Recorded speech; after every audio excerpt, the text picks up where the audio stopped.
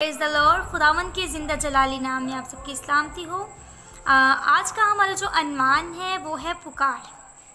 तो इसके लिए हम बाइबल में से हवाला देखेंगे यिर्मयाह उसका 33वां बाब और उसकी 3री आयत। खुदावंद के कलाम में यूँ लिखा है कि मुझे पुकार और मैं तुझे जवाब दूंगा और बड़ी बड़ी और गहरी बातें जिनको तू नहीं जानता तुझ पर जाहिर करूँगा।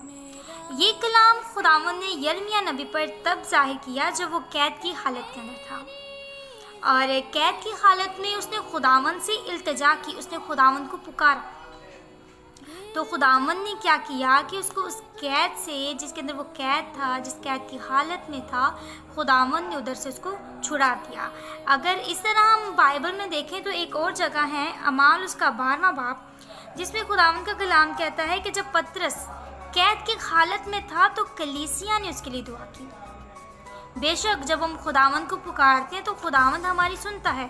इस तरह जब पतरस कैद की हालत के अंदर था तो उसकी कलीसिया ने उसके लिए दुआ की, उसके लिए इल्तिजा की।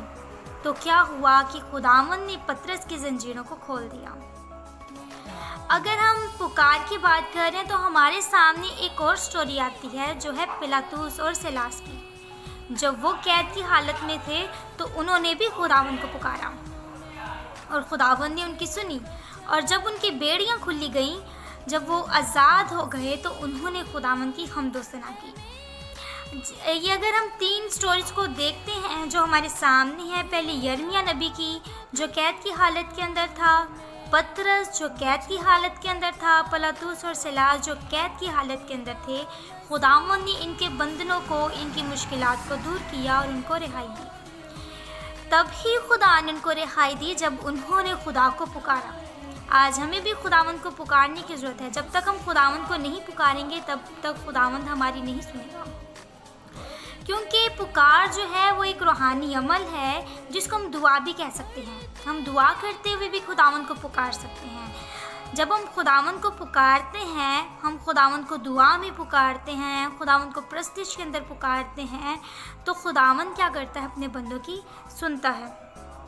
और हम सब के अंदर ये तलब होनी चाहिए कि हम खुदावंद को पुकारें। आज हमारे अंदर ऐसी जो तड़प है, ऐसी जो पुकार है वो नहीं है, क्योंकि हम खुदावंद से बहुत दूर हैं। हम अपने घरों में दुआ नहीं करते।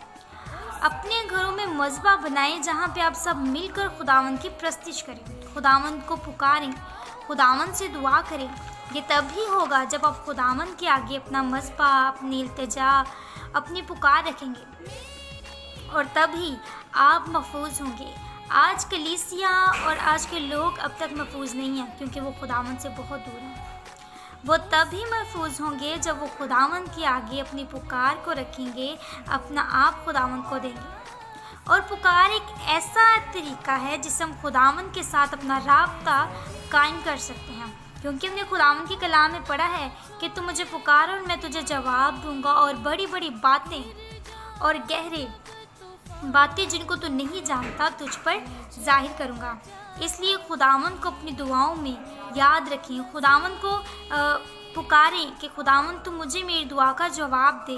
खुदावंद को पुकारें कि खुदावंद तू जानता है कि ये मेरी मुश्किल है, मैं जानता हूँ कि तू मुझे इससे निकालेगा क्योंकि तू मेरा मुहाफिज है। तो बेशक खुदावंद आपकी हर मुश्किल, हर परेशानी को दूर करते हैं। और तब ही हम खुदावंद के साथ अपना राब्ता कायम करेंगे जब तक हम खुदा को पुकारेंगे।